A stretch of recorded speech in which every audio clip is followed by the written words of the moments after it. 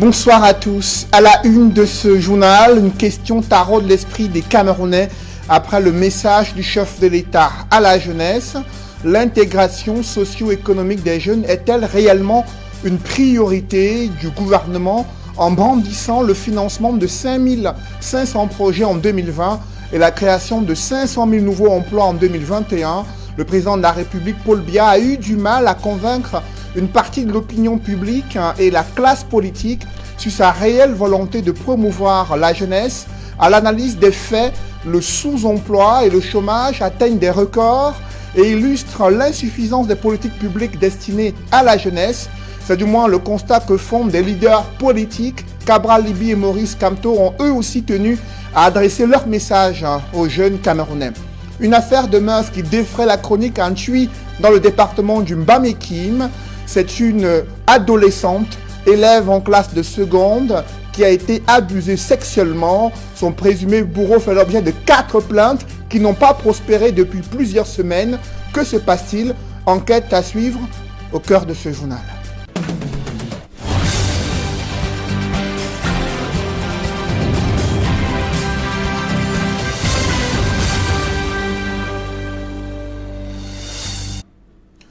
Merci de suivre cette édition complète de l'information sur Equinox Télévision.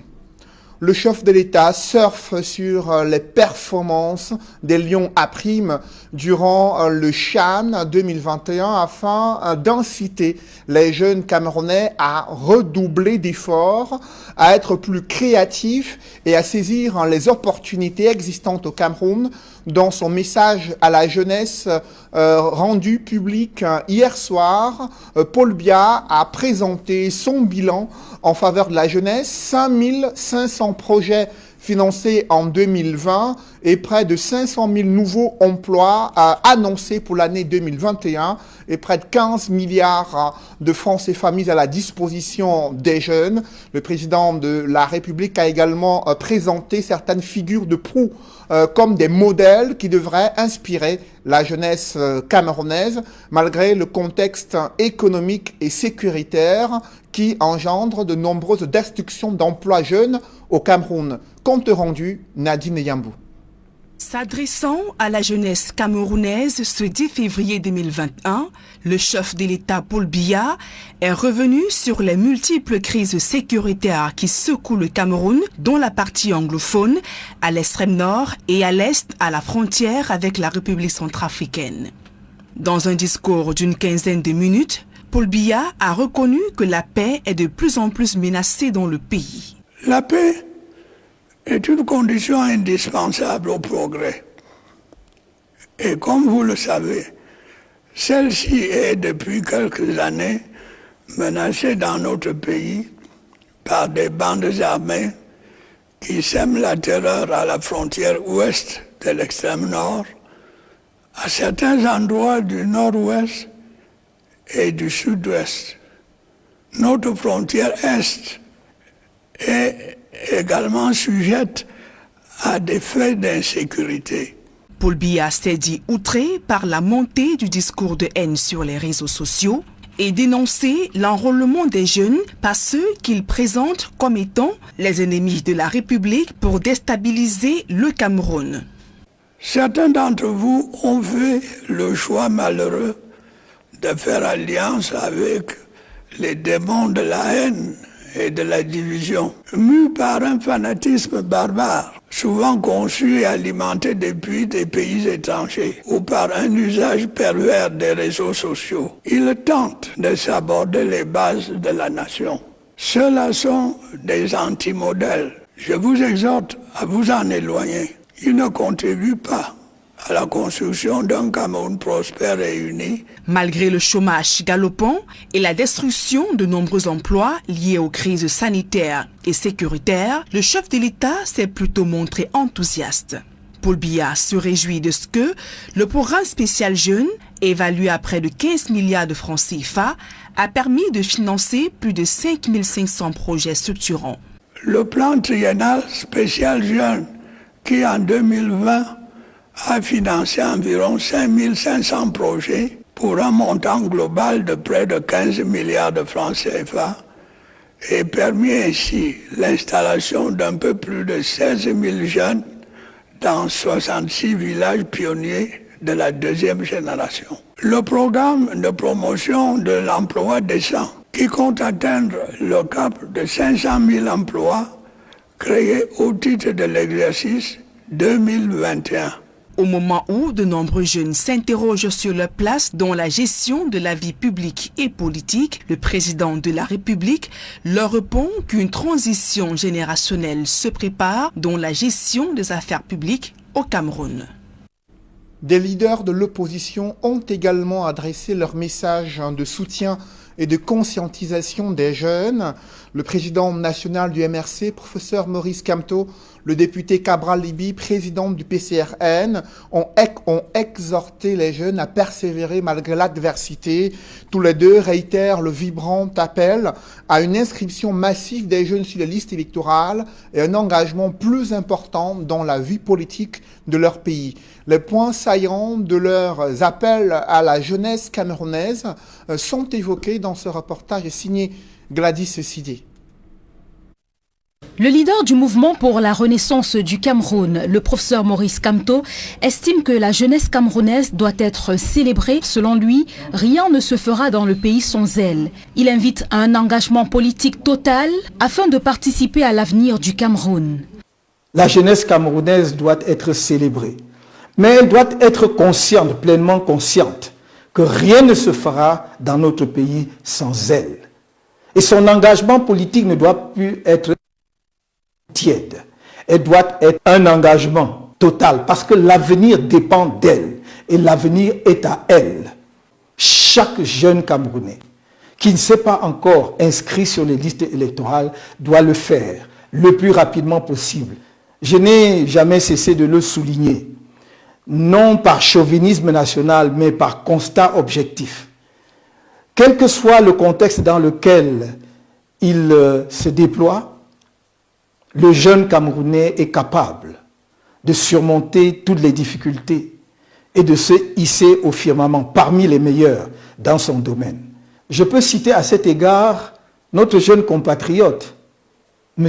Alain Ekambi, créateur de l'application de messagerie Dicalo, qui jour après jour s'affirme. Je voudrais également citer ici un jeune talentueux, génie de la physique, M. Arsène Théma Biolé, qui veut domestiquer le soleil, ou en tout cas développer sur la terre les propriétés du soleil de manière à produire abondamment de l'énergie. Pour le professeur Maurice Kamto, les jeunes Camerounais devraient profiter de la force qu'ils ont encore en leur possession et s'atteler à œuvrer pour le bien du pays. Avec ou sans emploi, il les appelle à ne pas désespérer. La plupart des citoyens camerounais pensent que la jeunesse est une situation permanente. C'est une situation qui est essentiellement transitoire. Et chacun d'entre vous, dans cette partie de sa vie, doit se dire « Qu'est-ce que je peux faire pour apporter une contribution déterminante à l'émergence et au développement de notre pays, à l'essor de mon pays ?» Je pense à tous les jeunes Camerounais, à toutes les jeunes Camerounaises, de toutes les conditions, les personnes handicapées, les jeunes sans emploi, ceux qui n'ont jamais pu aller à l'école faute de moyens, ceux qui sont condamnés par la vie, par le hasard terrible de la vie, à vivre dehors, dans les rues, sous les ponts. À ceux-là, j'ai promis, et je le répète, lorsque nous serons en capacité de diriger ce pays, chacun d'eux aura sa chance. Au chapitre des réactions, il y a aussi celle de l'honorable Cabral Libi du PCRN qui pense que la jeunesse ne joue dans l'ordre politique camerounais qu'un rôle participatif instrumental et résiduel dans les organisations et les décisions politiques. Une jeunesse qui sert de décor dans le champ et le discours politique. Le leader du PCRN dénonce le chômage criard et un sous-emploi record, un système éducatif désastreux, un système de santé déficient. Selon Cabral Libi, la jeunesse camerounaise dans sa grande majorité souffre, étouffe, désespère. Et ce sont ces jeunes qui l'appellent à prendre les choses à main et il croit savoir que cela passe par le résultat des urnes. Ainsi, il lance une invitation à une inscription massive sur les listes électorales. Toujours dans ce chapitre, l'ambassade des États-Unis a tenu à rendre publique une déclaration à l'occasion de la fête nationale de la jeunesse. Les États-Unis constatent qu'après 4 ans de conflits armés dans les régions anglophones et de violentes attaques extrémistes dans la région de l'extrême nord, la jeunesse camerounaise continue de montrer sa forte résilience et son engagement à contribuer à la construction d'un avenir pacifique et prospère.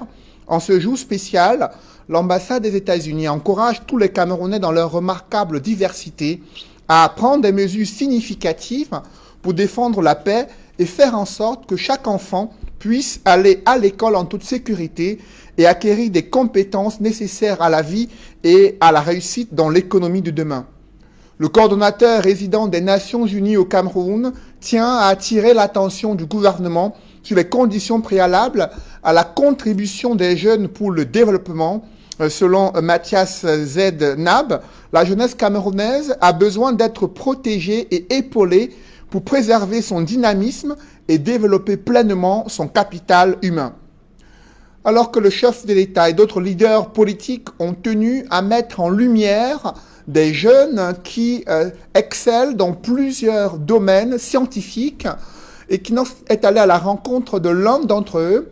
Il s'appelle Cédric Atangana, très intéressé par les nouvelles technologies, mais également par les moyens visant à faciliter le paiement et les transactions financières mobiles. Cédric Atangana qui a développé une start-up qui remporte de nombreux prix à l'international. D'autres précisions avec ce reportage signé Sylvestre Zangaou. Diplômé de l'école polytechnique de Douala à 21 ans en 2012, puis celle de Marseille 3 ans plus tard en France, Cédric Atangana, ingénieur en informatique, fait désormais partie des figures montantes de la Silicon Valley aux États-Unis. Il a créé une start-up qui révolutionne le paiement par mobile money, le résultat d'une étude qu'il a menée dans le domaine pendant 7 ans. On s'est rendu compte qu'on a plus de 3,3 millions de callbox, comme on les appelle chez nous, sur le continent, et qui ont traité en 2019 41,5 milliards de dollars. C'est énorme en cash, dans un dépôt, retrait. Du coup, on s'est intéressé de façon spécifique aux différents distributeurs mobile money pour essayer de comprendre comment ils travaillent, quelles sont les difficultés qu'ils rencontrent. Et on s'est rendu compte que leur activité se résume à 2 choses, c'est les dépôts et les retraits. L'activité des agents mobile money, c'est ça, dépôt, retrait, dépôt, retrait. Et pour exécuter ces 2 opérations-là, généralement, ils saisissent de très longues séquences USSD, des codes. C'est très très long. Donc, à la fin de la journée, si pour un callbox, il reçoit 300 clients par jour, il va exécuter ces codes-là 300 fois dans la journée. Et donc, ça vient avec son lot de problèmes. Donc, parfois, il se trompe de numéro, l'argent va au mauvais numéro, parfois, il se trompe de montant, etc. Pour défaire donc ce qui paraît être une toile d'araignée, ce jeune ingénieur en informatique a trouvé cette solution qui permet aux distributeurs mobile money de garder le contrôle sur leurs transactions. Les petits callbox se ravitaillent chez des grossistes. Il y a des grossistes qui gèrent un réseau de 1000 points de vente, parfois plus. Et vous imaginez 2 millions de francs CFA par callbox, fois 1000 dans la journée, ça fait 2 milliards de francs CFA que les grossistes se retrouvent à gérer en cash, ce qui les met en situation de risque permanent. Donc nous, on a développé dans l'application WeCashUp qui agrège, automatise, simplifie et sécurise l'intégralité de l'activité du callbox. Donc ça fait que désormais, ils n'ont plus besoin de saisir les longs codes pour faire les dépôts, retraits, etc. Dans l'application, ils vont voir tous les opérateurs rassemblés dans un seul terminal. Donc au lieu d'avoir un téléphone pour Orange, un téléphone pour MTN, etc., ils ont tous les opérateurs dans un seul terminal. Deuxièmement, l'application automatise la comptabilité des callbox. Il faut savoir, un callbox peut gagner jusqu'à 1 million de francs CFA de commission par mois, ce qui est quand même beaucoup plus que ce que beaucoup de cadres de nos entreprises gagnent aujourd'hui. Donc les petits callbox là qui sont dans la rue, là que tout le monde néglige, généralement on les regarde sans les voir. Et donc notre objectif, c'est de mettre la lumière sur eux. Les échos de cet outil révolutionnaire ont fait remporter plusieurs prix à la start-up de Cédric Atangana, dont celui de meilleure start-up au monde en 2018, décerné par les Nations Unies, ou encore le prix du président Emmanuel Macron pour la meilleure start-up, décerné par Viva Technology. Cédric Atangana a décidé de rentrer s'installer au Cameroun dans un environnement qu'il sait difficile pour les start-up. Voici donc un jeune entrepreneur camerounais qui a conjugué ses efforts et attend aujourd'hui la réaction de son pays pour lui apporter le soutien nécessaire. Comment l'entrepreneuriat jeune peut-il œuvrer pour le développement local? Cette préoccupation était au cœur d'un atelier d'échange entre les jeunes aspirants à la création d'entreprises et des experts dans le domaine. Ils ont été édifiés sur les pièges à éviter et comment contourner les obstacles. Et surtout, il a été question d'interpeller les pouvoirs publics sur la nécessité d'apporter un accompagnement plus significatif aux jeunes créateurs d'entreprises. Compte rendu, Cédric Ding. Au Cameroun, moins de 8000 nouveaux emplois sont créés chaque année et seulement 3/5 de ces emplois sont issus de l'entrepreneuriat jeune. Des chiffres extrêmement faibles et bien loin des 500 000 emplois annoncés par le gouvernement. C'est vrai que le taux de création d'entreprises au Cameroun est très très faible. C'est ce qui induit d'ailleurs le fort taux de chômage, parce que la création d'entreprises qui entraîne la création d'emplois. Une problématique d'emploi jeune, encore plus d'actualité alors que le Cameroun célèbre la 55e édition de la fête de la jeunesse et placé au centre du forum organisé par l'Association des jeunes amateurs de l'entrepreneuriat. C'est l'entrepreneuriat qui crée la richesse, crée la croissance de façon globale, enrichit, permet le développement d'un pays.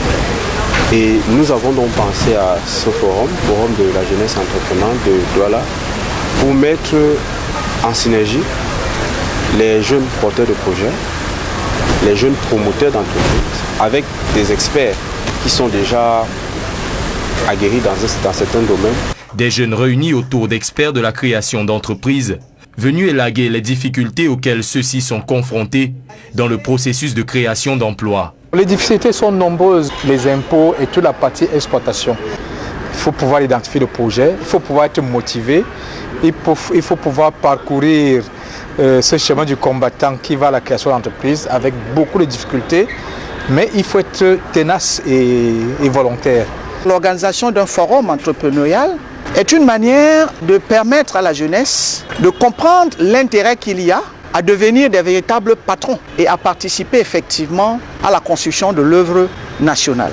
Au cours de cette activité, il y aura des communications des experts. Ils ont bien voulu nous accepter dans la mise en œuvre de ce projet important. Une litanie de difficultés égrenée par les jeunes qui ont répondu présent. Au sortir de ce forum, j'attends déjà être mieux édifié sur le sujet de l'entrepreneuriat, savoir quelles sont les opportunités que nous jeunes nous avons à offrir déjà et quelles sont les différentes dispositions mises par l'État pour encadrer l'entrepreneuriat des jeunes au Cameroun, surtout dans le cadre de cette fête de la jeunesse. Au sortir de ce séminaire, on s'est dit les projets qu'on doit présenter seront vraiment valorisés par le comité d'organisation et qui pourront vraiment nous aider aussi financièrement parlant. Des vœux que nourrissent la jeunesse, attendant une annonce forte suite au discours du chef de l'État à son endroit. Dans le reste de l'actualité, bras de fer à Banka, dans le département du Yonkam, là où de vives tensions persistent entre l'autorité municipale et l'autorité traditionnelle. La Cour royale est en colère après un projet de la municipalité de démolir le monument d'un chef supérieur érigé au rond-point dit Panchi. La Cour royale est sortie de ses gonds pour détruire les travaux d'aménagement de ce rond-point à Banka. Des précisions dans ce reportage d'Éric Ouattat, Andine Gagnou et Julienne Berthe-Bissaille. Un spectacle comme on n'en avait jamais vu au rond-point Panchi, au village Banka. Les travaux d'aménagement de ce rond-point, saccagés par les notables de la chefferie supérieure.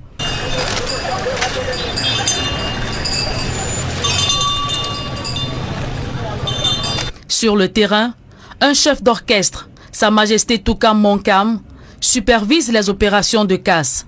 Toute la cour royale Banka s'insurge contre la destruction du monument d'un défunt chef qui surplombait ce rond-point et agrémentait l'admiration des passagers en direction de la Grande Mifi et le Ndé. Et le principal accusé dans cette affaire, c'est la municipalité de Banka qui n'a pas consulté la chefferie avant d'engager les travaux, rappelant ainsi les conflits d'autorité et de compétences entre l'autorité traditionnelle et communale. En mémoire, la brouille entre le maire de Fumban et le sultan Bombonjoya, roi des Bamoun. Pour le maire de Banka, la destruction de ce monument historique est un non-événement. Ce qui importe, c'est l'embellissement de la ville. Nous avons lancé une vaste stratégie en collaboration avec l'approche participative et les différentes autorités administratives pour rénover les différents points attrayants de notre commune, notamment celui du rond-point Pachi. Aujourd'hui, avec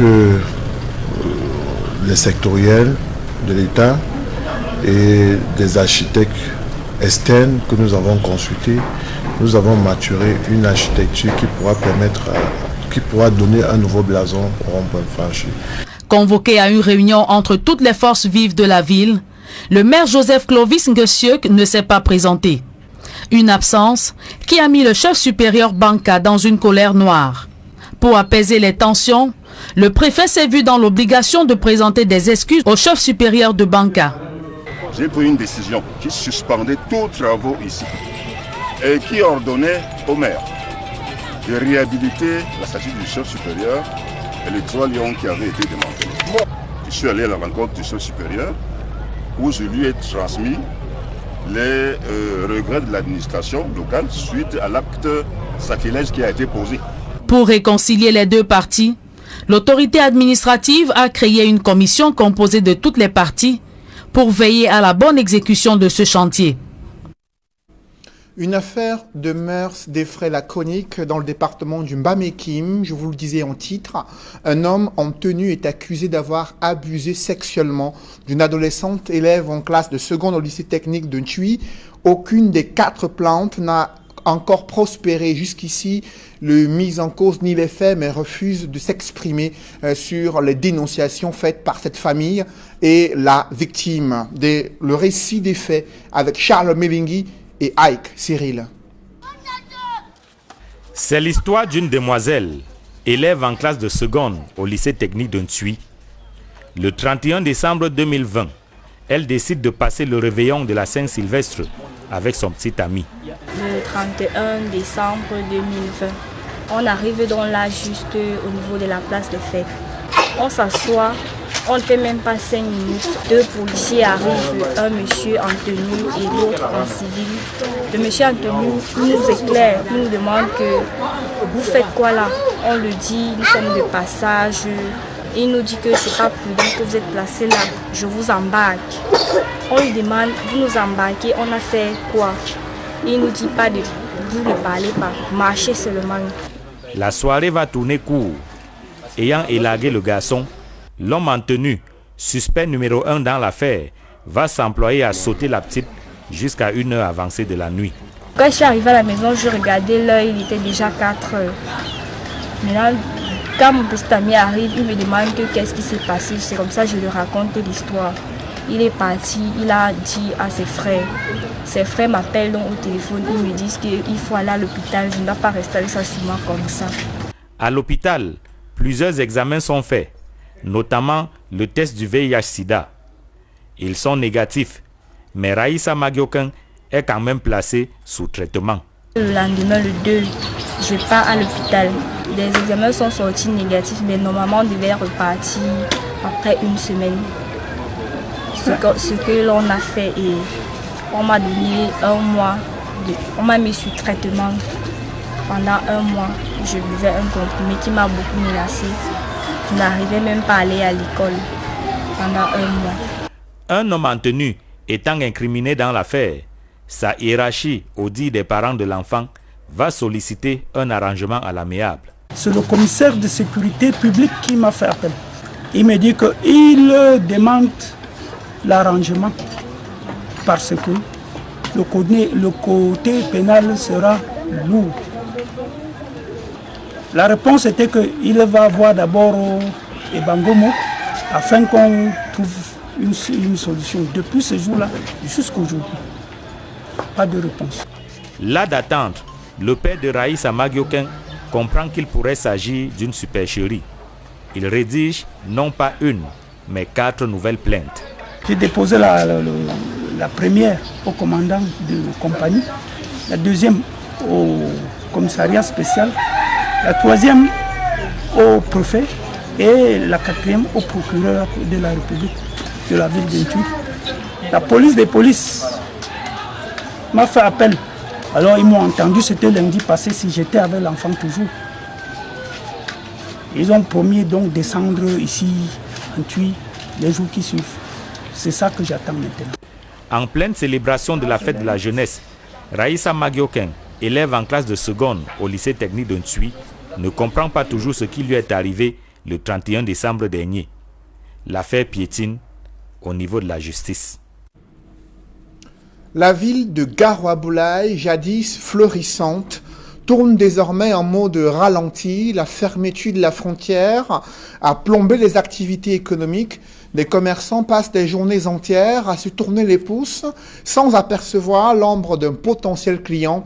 L'immobilisation des camions observée depuis 2 mois a quasiment asséché les caisses de la municipalité. En clair, il n'y a presque plus de vie à Garoua-Boulaye. C'est le constat que font nos reporters Emmanuel Diop et Marcelin Gansop, de retour de Garoua-Boulaye dans la région de l'Est. Non loin du parc à camion de Garoua-Boulaye, notre chemin croise celui de Rodolphe Ngouleux. Ce Camerounais qui forme les jeunes à la confection des sacs à main et autres bijoux en perles réside à Bangui depuis 10 ans. Mais voici presque 2 mois qu'il est bloqué à Garoua-Boulaye, sans aucun revenu, alors qu'il ne demandait qu'à mener sereinement ses activités professionnelles, comme d'habitude. Je venais en mission au Cameroun, dans le cadre de nos activités du PAFAS, depuis plus d'1 mois et demi.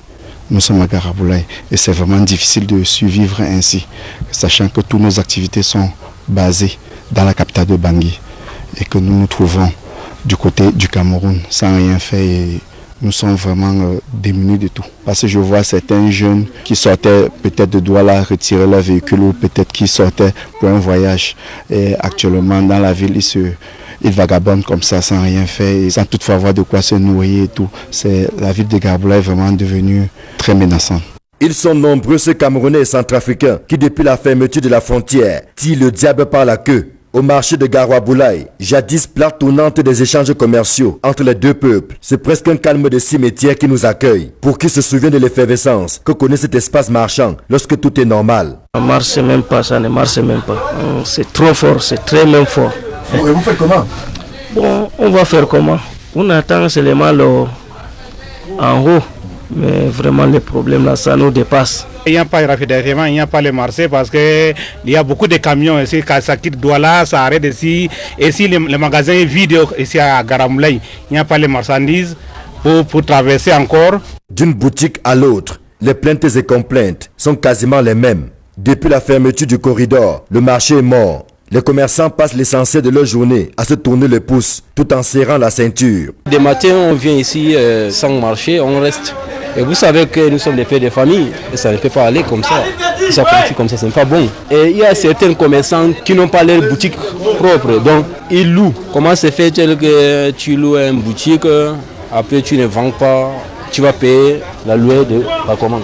On vient, on ne vend pas. On est les pères, on ne les envoie pas à l'école. Peut-être tu loues une boutique à 25 000 le mois, il faut donc payer ton bailleur. Et il n'y a pas le marché, tu vas toute la journée, tu ne vas pas, vous êtes là comme ça. Vous rentrez meuble, des fois tu prends le crédit, même le savon, les enfants allaient à l'école.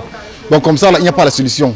La vérité, c'est que c'est la Centrafrique qui fait vibrer Garoua-Boulaye. Les échanges commerciaux et le brassage des populations sont tels que lorsque la frontière est ouverte, c'est tout le monde qui trouve son compte. Des opérateurs économiques aux vendeurs ambulants, en passant par les transporteurs.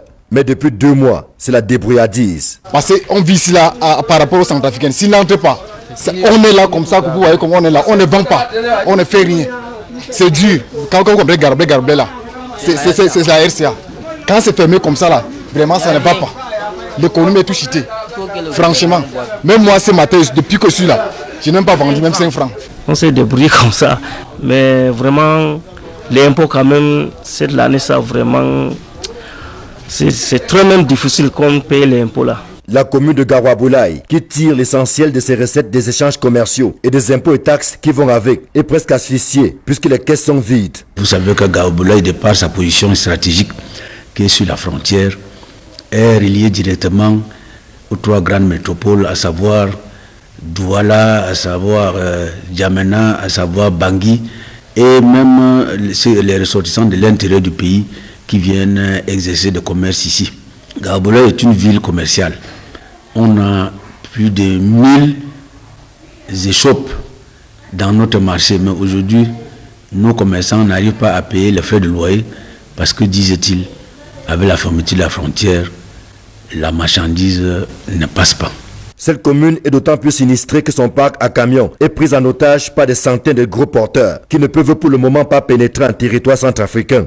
Essoufflés par 2 mois de disette, le propriétaire paralyse sans le vouloir le fonctionnement de la mairie. De telle sorte que le parc des gros porteurs que la commune a et qui faisait la principale recette journalière de la commune est tombé parce que ces camions ont déjà mis long, ils disent qu'ils n'ont plus de moyens pour payer. Et c'est comme ça que nous n'arrivons plus à fonctionner. C'est pour ça qu'on parle d'une commune sinistrée.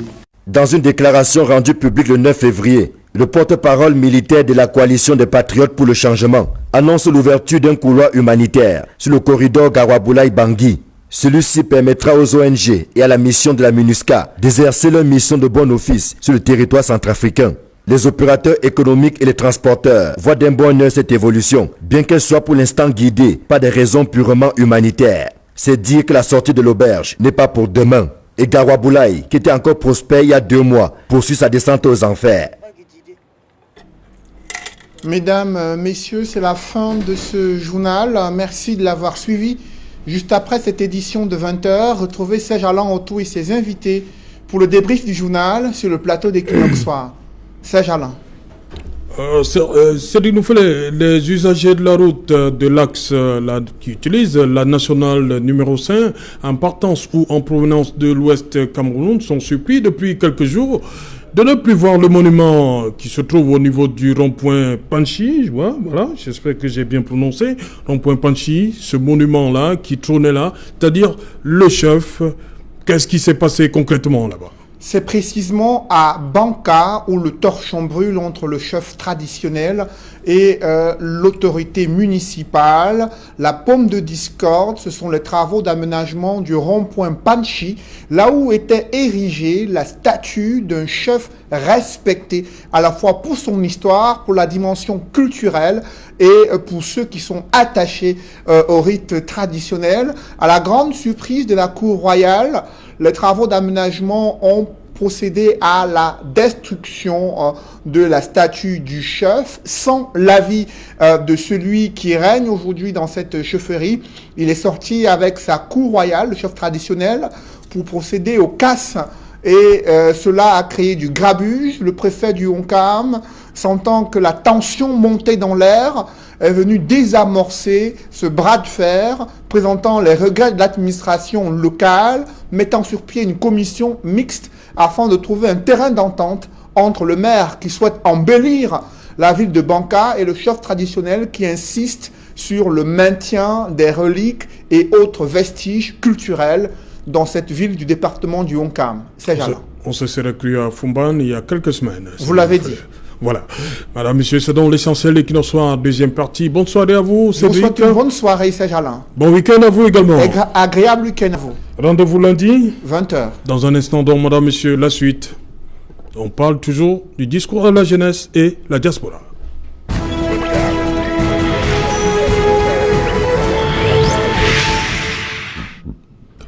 Retour sur le plateau et qu'il en soit deuxième partie consacrée au débrief du journal. On va commencer tout de suite par cette affaire qui nous vient de Banka. J'ai dit à Cédric qu'on se serait cru à Fumbani il y a quelques semaines. Autorité et la municipalité, c'est quoi le problème? Oui, bien entendu. Le préfet obligé de venir calmer les choses. Oui, c'est alors que nous sommes ici au cœur de l'ordre public dans sa dimension esthétique, parce que vous savez, les espaces publics doivent se voir érigés d'un certain nombre de monuments, et parmi lesquels les monuments historiques, comme c'est le cas. Et vous savez que la destruction d'un monument, qu'il soit historique, qu'il soit mondain, qu'il soit contemporain, est structuré et encadré par justement une loi qui est en train de m'échapper là. Alors ce qu'il fallait dire, c'est que c'était quand même un peu trop posé pour l'autorité municipale de procéder à la destruction d'un tel statut d'une telle statue sans au préalable consulter le gardien des traditions. Parce que vous savez, c'était un chef traditionnel, Cédric l'a rappelé tout à l'heure, qui a marqué par son histoire, qui a été une référence par le fait qu'il ait porté dignement la culture de cette partie du pays. Alors, le fait pour l'autorité municipale de venir détruire un monument aussi historique, un monument aussi éloquent, c'était quand même, assez à mon sens, ne pas respecter les canons méthodologiques qui structurent de tels événements. Il aurait pu, c'est ce qui manque un peu dans notre pays, il aurait pu prendre langue avec le chef pour essayer de voir s'il n'y avait pas lieu, par exemple, de procéder à un déplacement de cette statue pour l'amener un peu, pour changer juste de lieu, que de l'autre de procéder à sa destruction, comme ça a été le cas. Et je pense que n'eût été l'intervention farouche du préfet, on aurait pu déboucher, comme je l'ai indiqué tout à l'heure, à des problèmes d'ordre public. On a frôlé une autre, on va pas dire une autre tension. On a frôlé une tension, elle a même eu lieu. Oui. Toutefois, le préfet l'a désamorcé, c'est quelque chose de louable. Tout à l'heure, le docteur Luison a parlé de l'ordre public dans sa dimension. Et effectivement, la police administrative prévoit que pour les questions d'ordre public, le préfet peut statuer et apporter des solutions. Il a pris une solution qui est de mettre sur la même table les parties prenantes. Et c'est quand même, ça révèle quelque chose de fondamental dans la prise des projets, ou bien dans l'initiation des projets avec les mairies au Cameroun. Est-ce que les mairies consultent les parties prenantes avant de réaliser les projets? Donc, si à la mairie de Banca, on remarque qu'il y a ce conflit, ça montre que la consultation des parties prenantes n'a pas eu lieu. Parce que si on avait consulté les parties prenantes, on aurait rencontré... Le maire dit que c'est pour embellir la ville. Oui, pour lui, projet... la statue, c'était pas... Malheureusement, c'est comme ça qu'il a vu. Un projet doit avoir des parties prenantes. Les parties prenantes peuvent être les pouvoirs publics, ça peut être des acteurs privés, ça peut être des acteurs traditionnels.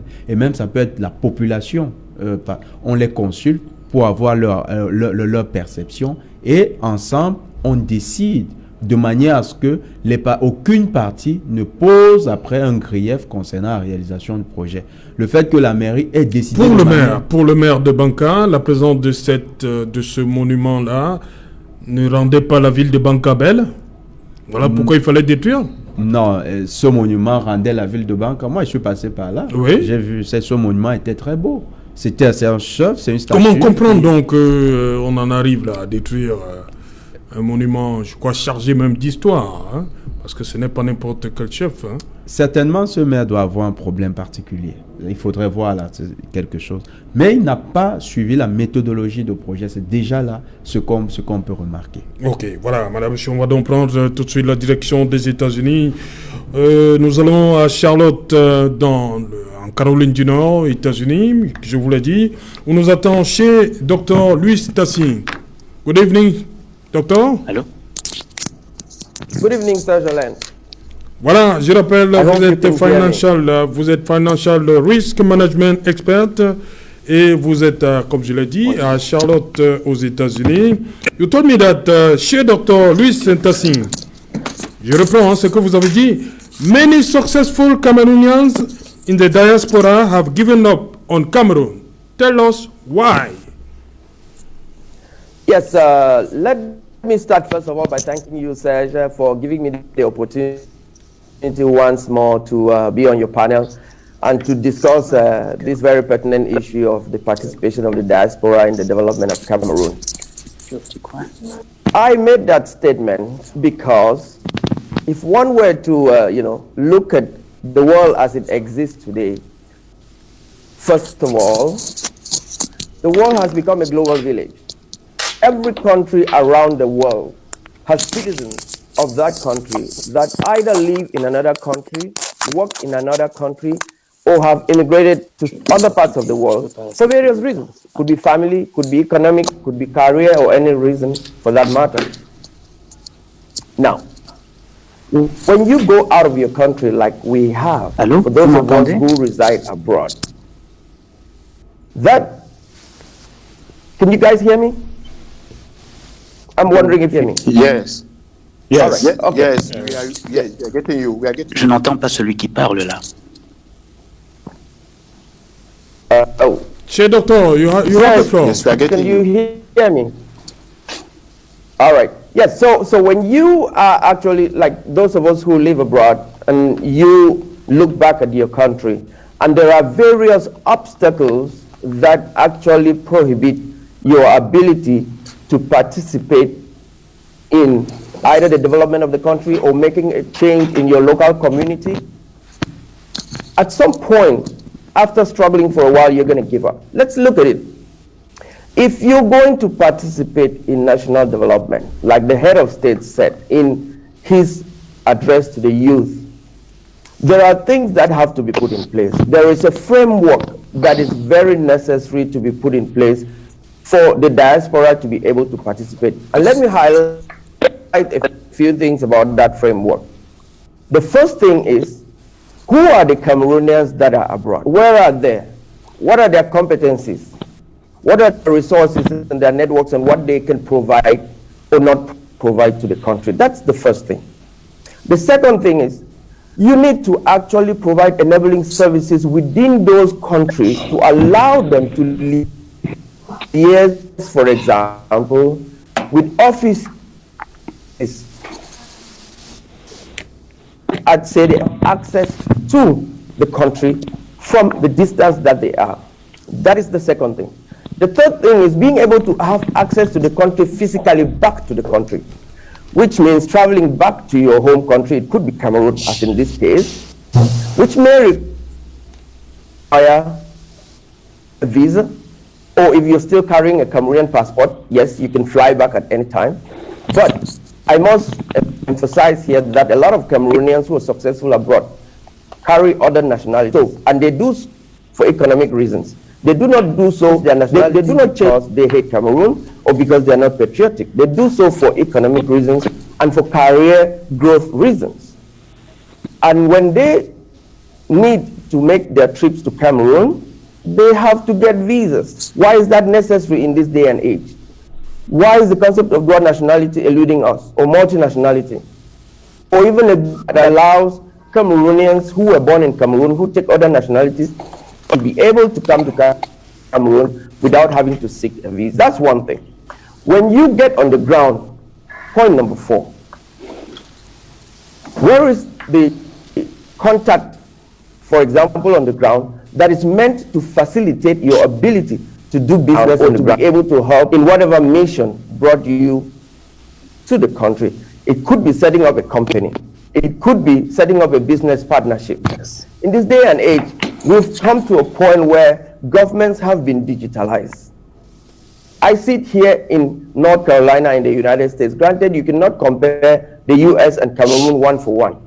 But there are African countries who have also taken steps in this same direction of being able to digitalize their governments, digitalize their administration. You can get a company registered within a day or two. You can get paperwork ready for your company within a day or two. In Cameroon, you show up, you provide, your request, you make a request, fill out the paperwork, you show up in an office, and you're told the person who's supposed to sign your document is not there. Come back tomorrow, come back next week. Now, mark you, a lot of successful Cameroonians who work abroad do not have the luxury of time to show up in Cameroon and get tossed around left and right. Come back tomorrow, come back the next day, come back yesterday, or whatever it is. That in itself is very frustrating. When you now look at all these barriers, I could continue listing them. When you look at all these barriers, it becomes very clear that the head of state's speech asking Cameroonians who are abroad to come and participate in nation development is not actually in touch with reality. He has failed to recognize that it is not just by saying it that it happens. It is by enabling, this whole process for it to happen, that it would work. If we even take a step back, I'm from, Kumbu. Well, nobody, can say that this is something we all don't know. I'm from Kumbu, which is the northwest and southwest parts of Cameroon. Peace is a big problem. If you're going to talk about national development and there's no peace, how do you carry out national development? What is wrong with us? First of all, addressing the fundamentals, the very basic things that are necessary. If I am going to bring business partners to Cameroon, or any Cameroonian for that matter, if they are going to bring business partners to Cameroon to come and invest, to bring capital that is necessary for setting up companies in Cameroon, and there is no peace, there is no guarantee that their safety will be taken care of, how do you expect them to be able to participate? It is not possible. Thank you. And so, Serge, when I make the statement that Cameroonians who are very successful abroad have given up, it is because participating looks like a waste of time. And the head of state and the government need to come to that realization that they need to first address the fundamental issues and fundamental challenges to be able to create that enabling environment for us and any Cameroonian for that matter to be able to participate. Or else it would just be a repeat year in, year out, and nothing will ever change. Merci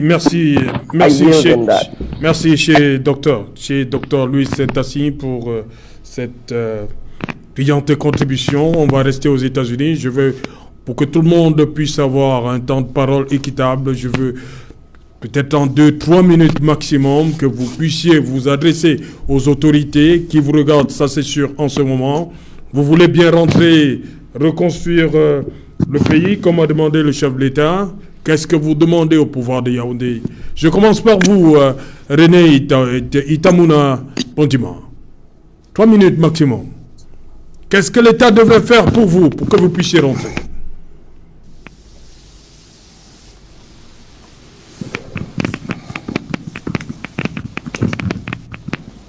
Ah oui, des soucis avec lui. On va d'abord aller à Paris pour Abdelaziz Amoundé, pour vous. Qu'est-ce qui doit être fait dans l'urgence pour que ce vœu du chef de l'État soit exaucé? Abdelaziz. Il y a un homme politique célèbre, Serge Alain Autou, qui disait qu'il faut d'abord se demander ce qu'on fait pour l'État avant de se demander ce que l'État fait pour soi. J'ai entendu beaucoup de références sur les Camerounais qui ont réussi dans le monde, notamment des Camerounais qui ont des postes ou des fonctions dans des organisations internationales. Le moi est haïssable. Je vais parler de ma propre et modeste personne. Oui. Ce que je fais pour l'État du Cameroun, c'est quoi? C'est de recenser les biens meubles et immeubles de l'État du Cameroun qui sont détournés de leur usage en France et en Europe. J'en ai recensé 25. Et j'ai établi depuis 2 ans et demi que l'État du Cameroun a dépensé en pure perte près de 2 millions d'euros, alors même qu'on avait acquis des logements dans les années 60, 70, 80, et qu'aujourd'hui, des ambassadeurs successifs ont dépensé de l'argent de l'État qui aurait pu servir, par exemple, comme l'ambassade du Sénégal en France, à prendre en charge les bourses et les cautions locatives des étudiants sénégalais qui rentreraient. Effectivement, ceux qui sont en train de mener aujourd'hui le programme spatial au Sénégal, au Mali, au Burkina Faso, en Éthiopie, en Égypte, sont des Africains de la diaspora formés en France, aux États-Unis, en Angleterre, accompagnés par leurs États. Donc, par ce travail de citoyenneté, d'investigation citoyenne, nous le faisons. Et je souhaiterais que les Camerounais citent désormais ceux qui font concrètement les choses. Ne nous citent plus simplement ceux qui sont dans des organisations internationales ou des traders en France ou aux États-Unis ou des personnes qui sont médiatiquement exposées. Qu'on puisse citer Boris Berthold dans le travail de lancement d'alerte qu'il fait, qui est utile sur le plan citoyen. Qu'on puisse citer Abdelaziz Moundendjimbam sur l'enquête portant sur les résidences de l'ambassadeur du Cameroun en France. C'est très important. Parce que quand on a la science, il faut avoir de la conscience. On peut avoir tous les diplômes du monde. On peut avoir toutes les qualifications. On peut réussir dans toutes les grandes entreprises de nucléaire. Mais si on n'a pas de conscience, si on ne se bat pas pour la justice sociale, sur les libertés au Cameroun, eh bien, je crois que cela restera une réussite personnelle. Et nous ne voulons plus simplement des réussites personnelles au Cameroun. Nous voulons des réussites de gens qui sont allés chercher le feu au sens prométhéen et qui viennent la porter au Cameroun. Deuxième chose pour terminer, Serge Alain Autou, les forats successifs en 2010 et en 2015 de la diaspora ont fixé le cadre, fait des propositions. Il y a des députés, Joshua Oshi, Madame, qui ont fait une proposition de modification législative et rejoints par leurs collègues du RDPC en 2015. Le président de la République s'est engagé en juillet 2009 à modifier la loi de 68 sur la nationalité. Et le grand dialogue national s'est centré dans sa commission numéro 8 présidé par le professeur Atangana, sur un certain nombre de propositions. J'y ai participé autant qu'un certain nombre de Camerounais de la diaspora. On a fait des propositions. Il y a eu 8 propositions, 8 résolutions, tout au moins des recommandations de cette commission numéro 8, qu'on les mette en application, Serge-Alain Autou. Qu'on mette en application ce qu'on dit. En 1983, Paul Biya a fait un appel à la diaspora. Quand les Anissa et Kane sont rentrés au Cameroun, on les a mis en prison. Wilfried Siewe est venu au Cameroun, juste parce qu'il avait un bouquin de Maurice Kamto, L'urgence de la pensée, un ingénieur de très haut vol, Wilfried Siewe, de très haut vol, de pointe, qui peut profiter justement à notre pays. Nous avons besoin d'ingénieurs, nous avons besoin de docteurs, nous avons besoin de savants, nous avons besoin de connaissances, nous avons besoin de gens qu'on forme au métier pratique. Mais cela ne peut se faire qu'à travers une osmose entre l'intérieur et l'extérieur. Et donc j'appelle de mes voeux le président de la République à ne plus stigmatiser des enfants de la diaspora. Le président de la République n'est pas celui qui ordonne qui est bon et qui est mauvais. Nous avons un droit constitutionnel de critiquer et de dénoncer. Ceux qui dénoncent sont tout aussi pertinents et percutants que ceux qui ont des postes dans les organisations internationales ou ceux qui gagnent des prix internationaux. Merci. Merci Abdelaziz. Boris, pour vous, qu'est-ce qui doit être fait dans l'urgence? Ce qui peut être fait, je vais résumer mon propos en 2 étapes. La première étape, elle est structurelle. Il n'y a pas de possibilité de progrès et de développement dans un contexte de crise. C'est-à-dire que si on adresse aujourd'hui la question de la diaspora camerounaise, on ne peut pas l'adresser sans avoir une emphase spécifique sur la question de la diaspora anglophone qui est très impliquée dans la crise actuelle.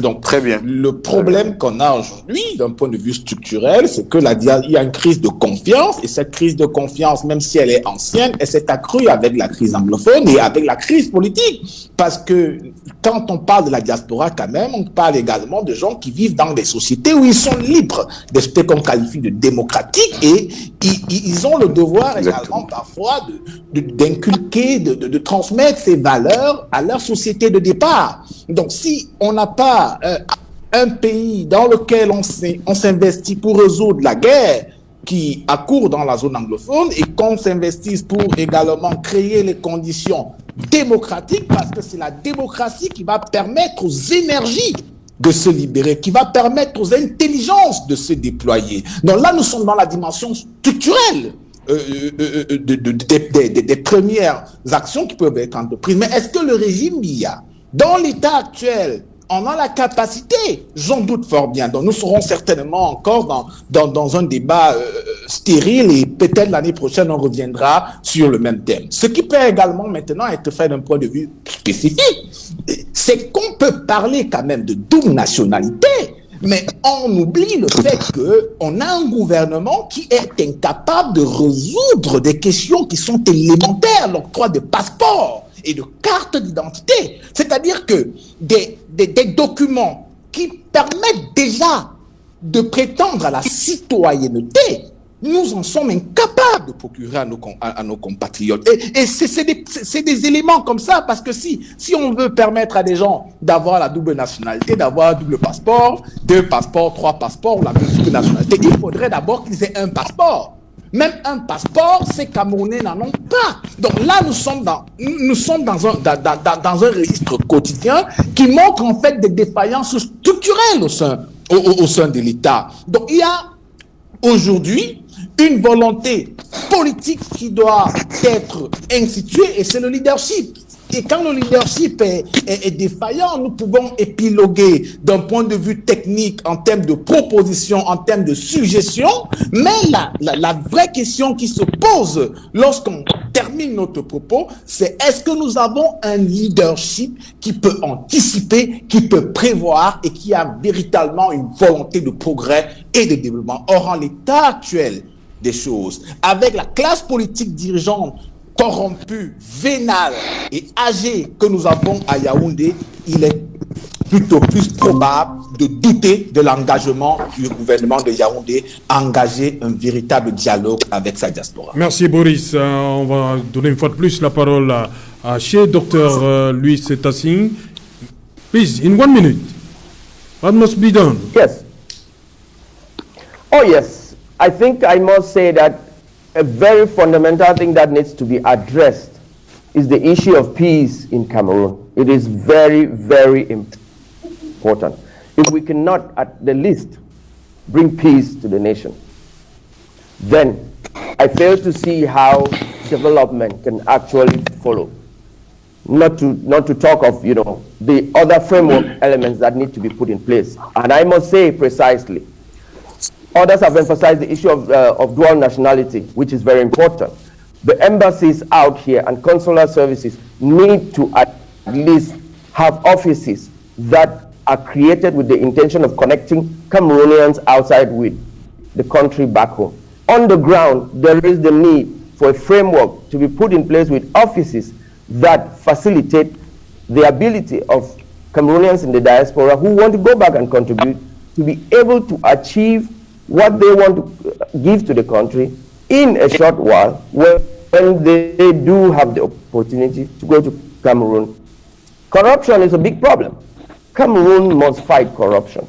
Cameroon must fight corruption. We cannot develop a country in this kind of atmosphere where corruption is so rampant. Some have said that if Cameroon were a country only on the books, it would be the best country in the world. When you look at the laws in Cameroon on the books look very nice. Okay. Doesn't matter what aspect you're looking at. But in practice, there's a huge gap between what's written and what goes on in practice. So the administration needs to actually recognize that and make changes, or else we're just fighting a losing battle. Voilà, merci chez Dr Louis Tassing. Je vois là également René Itamouna, rapidement, vraiment en 1 minute 30, rapidement. Qu'est-ce qui devrait être fait pour que vous puissiez rentrer comme le demande le chef de l'État? Pour vous, qu'est-ce qui doit être fait dans l'urgence? Dans l'urgence, il faut changer le code de nationalité. Dans l'urgence, il faut permettre à ce que les régions, les mairies, les ministères nous disent comment les membres de la diaspora peuvent venir contribuer. Quels sont les postes à pouvoir au Premier ministère? Quels sont les postes à pouvoir à l'Assemblée nationale et au Sénat? Comment est-ce qu'on peut contribuer? Quels sont les projets d'infrastructure sur lesquels le gouvernement camerounais travaille aujourd'hui? En quoi est-ce qu'on peut les aider? Et nous avons la diversité des compétences dans le monde entier, des Camerounais aux US, en France et ailleurs, qui peuvent les accompagner demain. Est-ce qu'il y a des activités dans les hôpitaux, dans les écoles, dans les universités, dans lesquelles les membres de la diaspora peuvent dès demain matin contribuer? Est-ce que les banques camerounaises vont nous permettre dès le mois prochain d'ouvrir des comptes, même étant à l'étranger? Est-ce qu'on va nous permettre dans les mois qui suivent de pouvoir acquérir des biens immobiliers, évidemment, des terrains, des titres fonciers dans les villes et villages du Cameroun sans difficulté? Est-ce que donc, comme M. Ntasingh said, dans les ambassades, on pourrait avoir un point focal pour que quand un Camerounais vient avec un partenaire étranger ou pour son propre avantage, obtenir un visa pour renouveler un passeport pour sa famille, est-ce que dans l'Express, les Camerounais, mais nous demandons encore aux JICAM, aux entreprises privées, aux associations comme l'association des médecins, l'association des avocats, l'association des experts comptables, de faire tout ce qu'ils peuvent pour que dans les 3 mois qui suivent, les Camerounais de l'étranger peuvent contribuer à leurs travaux. Nous sommes disponibles, je ne parle pas de moi, nous parlons de tous ceux qui sont aux États-Unis prêts à rentrer. Évidemment, il y a les athlètes, il y a les musiciens qui veulent aussi savoir comment ils peuvent contribuer. Dites-nous dès le mois prochain, voici un cahier de projets sur lesquels vous voulez que la diaspora travaille. Nous sommes prêts à y travailler et accompagner le gouvernement, évidemment. L'appel du président nous touche à cœur. Nous voulons donc rendre cela possible. Dites-nous comment, dès le mois prochain, nous pouvons contribuer. Merci René Itamouna. Merci également à Boris Berthold. Merci à Blaziz. Merci chez Dr Louis Tassing. Merci à vous, la diaspora. Voilà, on va terminer avec vous sur le plateau. D'abord vous, Dr Louison Isoba, vous avez suivi, ils sont à la diaspora, ils posent un certain nombre de problèmes concrets. Ils ont des problèmes lorsqu'ils arrivent dans nos ambassades et tout ça. Pour eux, la balle est dans le camp du côté camerounais. Ça, j'allais tout, je fais une révélation ici qui sera forte. Vous savez qu'il y a 3 États dans le monde qui sont situés sur les montagnes. L'Israël, le Cameroun et le Vatican. Tous les enfants qui sont nés, ou du moins tous les citoyens qui sont nés dans ces États respectifs, ne se sentent pas mieux que dans leur pays. C'est donc pour dire que tous les Camerounais qui sont disséminés sur toute l'étendue de du monde ont cette envie de revenir au Cameroun. C'est la raison pour laquelle la première chose en urgence à faire, c'est de réviser, d'actualiser ce code de la nationalité qui, à mon sens, n'est plus adapté à l'évolution du temps. Deuxième chose, le président de la République devait davantage offrir des occasions telles que organiser après un 11 février, après un défilé, il organise une fête comme il le fait le 20 mai au palais pour communier avec la jeunesse camerounaise. Il faudrait aussi également, sur le Serge Alontour, nous sommes à la fête de la jeunesse. Beaucoup de jeunes ont été impliqués dans la marche du 22 septembre. Je pense que le président de la République devrait également profiter de cette occasion, de cette fête de la jeunesse pour étendre sa magnanimité en libérant tous ceux qui ont marché, je dis bien parce qu'ils sont nombreux, tous les jeunes qui ont marché, le président doit justement manifester ici un geste de magnanimité à leur égard, en les libérant tous. Je crois que le mois de février est tellement bien indiqué pour que ces enfants-là ressortent des prisons et qu'ils aient encore confiance, parce que le président dit « ayez confiance à l'État du Cameroun ». Voilà, Jonathan Batenguene, pour vous? Dans l'urgence, ce qu'on pourrait faire, d'abord il faut créer une agence nationale des étrangers du Cameroun, des ressortissants étrangers du Cameroun, parce que c'est dans... Non, des Camerounais de l'étranger. Des Camerounais de l'étranger, merci. Agence nationale des Camerounais de l'étranger. Oui. Parce que cette agence va travailler sur la question de la nationalité. Il faut revoir notre code de la nationalité, bien sûr en mettant des garde-fous au niveau des postes politiques stratégiques. Mais pour les hommes d'affaires, leur permettre la circulation un peu plus facilitée au niveau international. Maintenant, il faut qu'au sein de cette agence nationale des Camerounais de l'étranger, on puisse discuter des questions comme l'intégration de nos hautes compétences à l'étranger dans les régions. Parce que les zones finales qui vont accueillir toutes ces compétences, c'est les régions. Et c'est ces régions qui ont besoin de ces compétences pour parfaire ou bien pour initier leur propre développement. C'est ainsi qu'on peut agir dans l'urgence. Merci à vous, Jonathan Batenguene, pour ce retour. Merci à vous. Mais bien sûr, Serge, s'il fallait le dire, hein, je rejoins l'appel du docteur. Ce serait bien, dans le cadre de la fête nationale, d'élargir, de permettre à tous ces jeunes qui, le 22 septembre, ont perdu leur liberté en allant manifester. C'est le moment de leur adresser la solidarité de toute la jeunesse et que le chef de l'État leur permette de revenir dans leur famille. Voilà, madame, monsieur, nous sommes arrivés au terme de cette édition Equinox. On se retrouve demain lorsqu'il sera 19h. Bonsoir, la diaspora.